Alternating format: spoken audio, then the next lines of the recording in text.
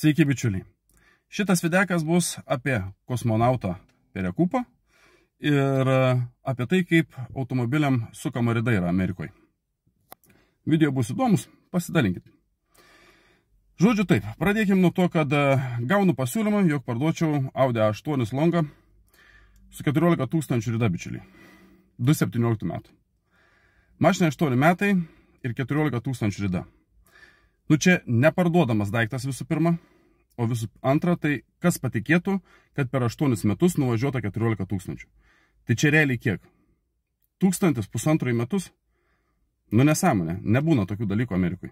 Teisingai, didelė atstumai, tolimos kelionės ir kas pirktų tokį automobilį už kosminius pinigus tam, kad nuvažiuot 1000 km ar ten 1500 km per metus.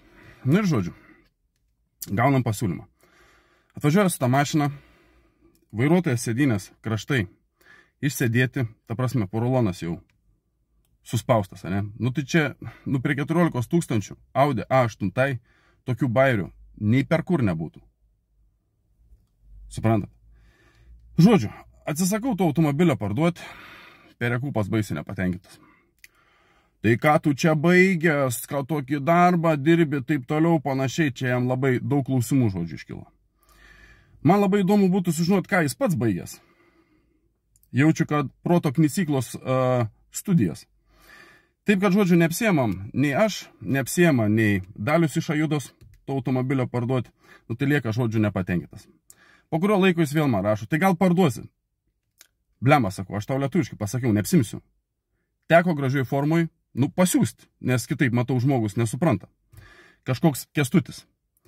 Tai dabar sakė, žodžiu, čia ant manęs aprašys, prirašys postų ir taip toliau, skrinšotus paviešins, kur ten, žodžiu, aš jį, toli ginu.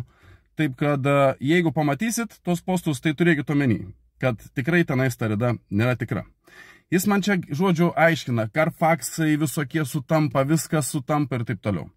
Tai dabar antra istorija, papasakosiu, kaip yra sukamos ridos Amerikoje. Dabar kaip pavyzdys, ne? Turit automobilį, padarot avariją. Tarkim, jūsų automobilis turi 150 000 ridą. Teisingai? Teisingai. Amerikoje yra taip, bičiuliai. Kuo automobilio mažesnė rida, vadinasi, tuo didesnė likutinė vertė yra išlikusi tam automobiliui.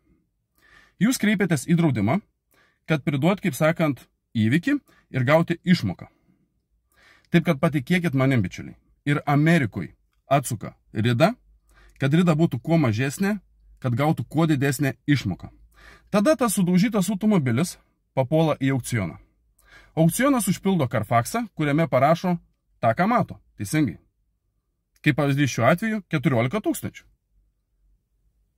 Ir tada jūs tikrinat per viną, taip toliau, jums išmeta Google'ai aukcioną to automobilio, jūs matot, kad tam aukcione parašyta 14 000 ir ką jūs darote, bičiuliai?